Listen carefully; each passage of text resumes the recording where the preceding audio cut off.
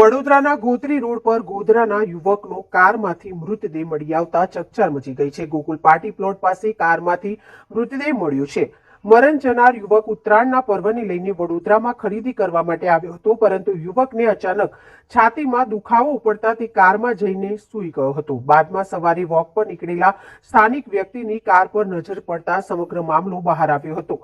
ઘટનાને લઈને સ્થાનિક વ્યક્તિએ હોસ્પિટલ તંત્રને જાણ કરી હતી, તો બીજી તરફ પોલીસને પણ જાણ થતા ઘટના સ્થળે પહોંચીને આગળની તપાસ હાથ ધરી। હાલ તો હાર્ટ એટેકની શંકા વ્યક્ત કરવામાં આવી રહી છે। મળતી માહિતી અનુસાર મરણ જનાર યુવક ગોધરાની ખાનગી હોસ્પિટલમાં કર્મચારી તરીકે નોકરી કરે છે। ઉત્તરાયણનો પર્વ હોવાથી યુવક ખરીદી કરવા માટે વડોદરા આવ્યો હતો, જ્યાં તેને અચાનક છાતીમાં દુખાવો ઉપડતા ઇકો ગાડીમાં પાછળની સીટ પર જઈને સૂઈ ગયો હતો, જ્યાંથી પસાર થતા સ્થાનિક યુવકની નજર પડતા સમગ્ર મામલો બહાર આવ્યો। સ્થાનિકે જણાવ્યું કે કાલની 6 વાગ્યાની આસપાસથી ગાડી પડી હતી। હું 6 વાગે વોકિંગ કરવા નીકળ્યો હતો ત્યારે ગાડી તો જોઈ હતી, પણ અંદર માણસ છે તેના પર નજર નહોતી ગઈ।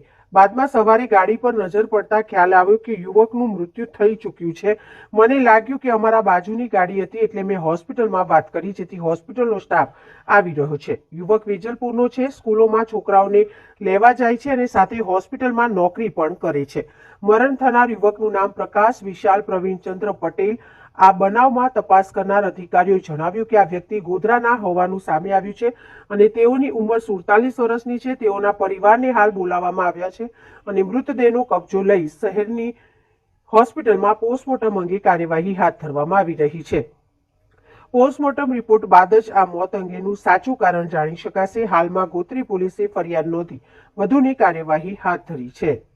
કાલે લગભગ 7:45 વાગે આ ગાડી અહીંયા પાર્ક કરેલી હતી અને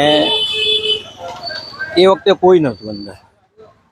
પછી સવારે હું ઉઠ્યો 6:30 તારે પાછળની સીટમાં એ ભાઈ બેઠેલા હતા, એટલે મેં એવું વિચાર્યું કે કોકને ત્યાં આવ્યા છે ઇમરજન્સીમાં, રાત્રે ડ્રાઈવર હશે તો આરામ કરતા હશે, બસ બીજું કંઈ ખબર નથી।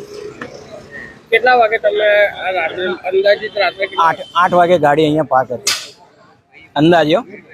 તમે અંદર જોયું તો અત્યારે શું જોવાય?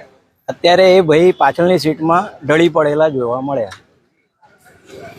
તમે કોઈને જાણ કરી એટલે અહીંથી જ જાણ કરી અમે, જે પેલા એમને જાણ કરી, કચરો લેવા આવે છે ગાડીવાળા ભાઈએ, એટલે ફોન કર્યો પોલીસ સ્ટેશન। સંજય ગાંધી। એમાં મેં નથી જોયું કે એમની સાથે કોઈ હોય। સાંજે બી, એટલે રાત્રે બી મેં નથી જોયું અને સવારે પણ મેં નથી જોયું। રાતની 8 વાગ્યાની ગાડી અહીંયા હતી।